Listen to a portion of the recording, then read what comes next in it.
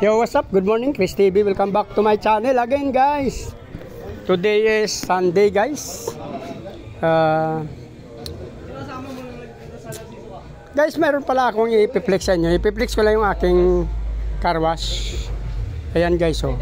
Mayroon pa kasi isang bakante dito, guys. Yun, nakabalot na yan, oh. Ito, guys, kasi car wash pa to, yan. Ito. Ayan, guys, hindi ko lang maano kasi na ulanan, ha. Yan pa yung bakante kong car wash na nakuha dun sa Villa Luisa. So, coin operated siya. Kung sinong may bakante, may pwesto kayo, guys. Pwede ko kayo lagyan. Wala na kayo lalanin kasi akong bala sa lahat. Sa drum, sa machine, saka sa kanyang window machine. So, ang ano muna lang, kung may pwesto ka, pwede ang motor or tricycle. So, yun na lang gagawin mo, guys. Ako nang bala magkabit. So, ang gagawin mo na lang kung sakali ma-install ko na, ikaw na yung ng drum, magpuno. May drum na rin ako. So, situate mo lang na lagyan mo yung drum palagi para hindi mawalan at hindi rin masira ang makina.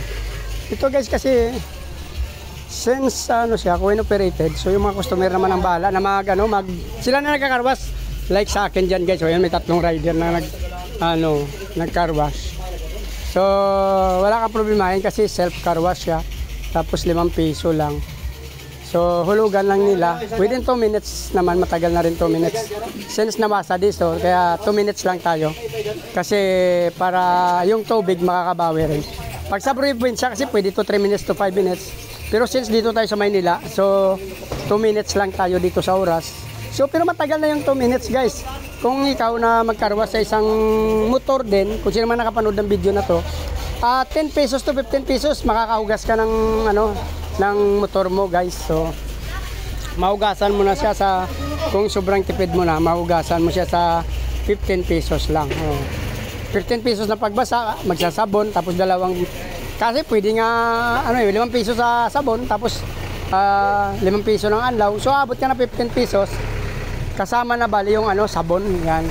May sabon ka na doon kasi may 5 peso din ako na sabon na binibenta. So 5 pesos na pagbasa at pagtanggal ng putik. Tapos 5 pisong sabon saka 5 pisong anlaw. So all in all pwede ka magkarwas ng within 15 pesos lang. Pakita ko sa inyo yung kanyang guys, sa kanyang window machine, yung kanyang ayan o. Wala lang eh. Hindi ko na maipa dito. So wala ka naman problemahin kasi lang siya, automatic siya. Once na naubos na nila yung oras nila, mamamatay lang din siya. Within 2 minutes, pusa siyang magsha-shut off. So ang gagawin mo na lang, lagyan mo na lang yung tubig, yung drum. Ako nang bahala sa makina, sa drum, sa window machine. Kung may pwesto ka, lalagyan kita, guys. Message mo lang ako kung napanood yung video na to. Like yan wala ka na magagawa kung ikaw ang mapaglalagyan ko ng makina ng car wash na to. Kasi ang may-ari naman ng motor, siklo or tricycle, kahit SUV, guys, kung kasya sa pwesto nyo, pwede. Ayan tulad yan self car wash. Kung sino may-ari ng motor tsaka ng mga sasakyan, sila na rin ang nagka-car wash nan, guys. Kasi self car wash nga. Saka affordable lang to kasi 5 piso makakarwas sila. 5, 10, 15. 5 piso na pagtanggal ng putik. 5 piso na sabon. 5 piso din na anlaw. So, pwede ka makapagkarwas sa ganitong window machine ng 15 pesos. Kaya na.